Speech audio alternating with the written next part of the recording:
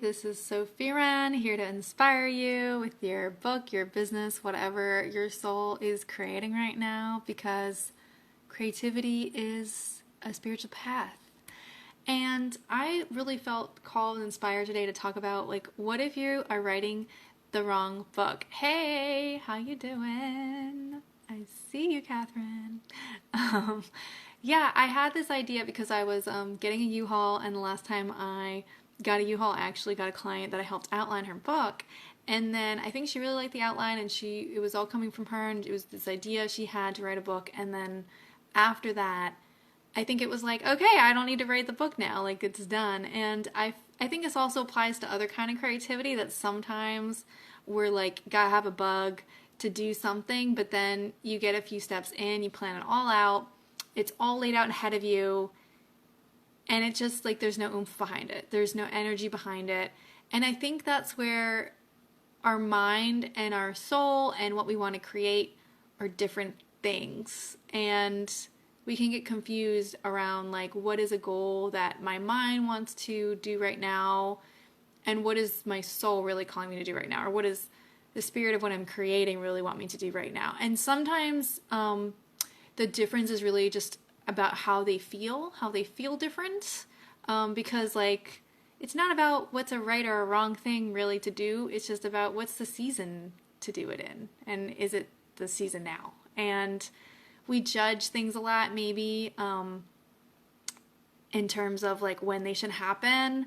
And sometimes, like, listening to the soul or listening to the spirit of what you want to do doesn't feel as productive or linear or logical or makes sense or easy to explain to someone else. I know when I had a book, people would come up to me and be like, oh, your book's not done yet, and kind of shame me a little bit, or just sort of like maybe try to get me to buy their thing and put pressure on me that, like, if it wasn't done in this timeline, that I'm doing something wrong. And I don't think that's true. I think that, like, we need to just listen to ourselves and listen to what our creations are trying to tell us about timing, because sometimes you do something that doesn't logically make sense, but it gives you what you need to be more powerfully creating in the end. Like, you might take a big road trip, or you might decide to go take a bubble bath, and you could have these brilliant ideas come to you while you're doing that are way better than the ones you would have sitting at your desk all day. So yeah, so really the answers are very individual. They're not one size fit all. I wish I could just tell you, like, this is what you need to do, XYZ, to create something awe-striking, but I don't think that's how this works. I don't think that's what creativity is.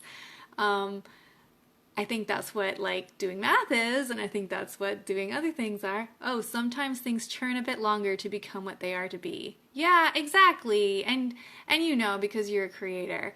Like, and I think that's what's really cool about it. I love to have the mystery, and I love to kind of find and discover what something is going to become, because I think that's what creativity really is it's like you creating something that doesn't exist yet. And so there probably will be something surprising that happens in the process of making it, because you're making something new, you know? And I think especially for writing or something that you need to go through a process to figure out, we think we have to have it all figured out before we start. And the truth is, how I think people end up, like, creating an outline for a book they never end up writing, or making a plan that they never end up executing that sounds really good to their head, is that, oh shoot, I have to call my fiance back in a second. So I'll wrap this up in a minute. But anyway, so the reason why that happens, that we make these plans that they don't actualize into anything, is because we think we have to know everything that it's going to be at the beginning.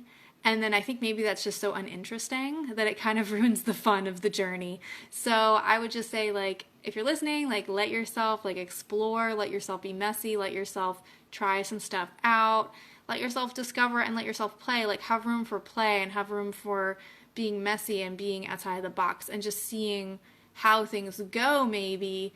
And you will find out from the experience, am I going the right direction or am I not going the right direction? And just give yourself a little room to play around with, like, playing hot and cold with, is this what I want it to be? No, okay, actually I'm going to go this other way. And because sometimes you kind of have to feel through things and try stuff out And if you spend that time doing that, then you're gonna find something that's gonna be way more valuable to you in the end, and it's gonna be something that you did not have the capacity to imagine before you started creating, or before you started writing, or before you started the process. And that is why it is so creative. That's what makes it fun. I mean, you can teach yourself this. This is fun to not know what the heck I am doing and to venture into the unknown. It's very brave, and a lot of people get scared of it. And that's why when you are a creative person, it makes it more likely that you're going to be creative in another area, because you learn this sort of thing. You learn this practice, this mindset, this ability to try stuff. And honestly, 99% of it is just the effort of trying stuff and figuring it out. And that's why some people get more stuff created. I think that's really the key. Anyway, so you guys have a great day. Thank you so much for watching, and I'm sending lots of love. Have fun creating and discovering whatever it's going to be when it is. All right, bye.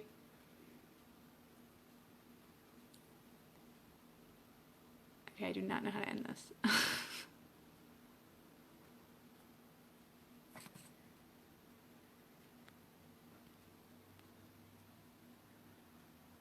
Thank you for all the love.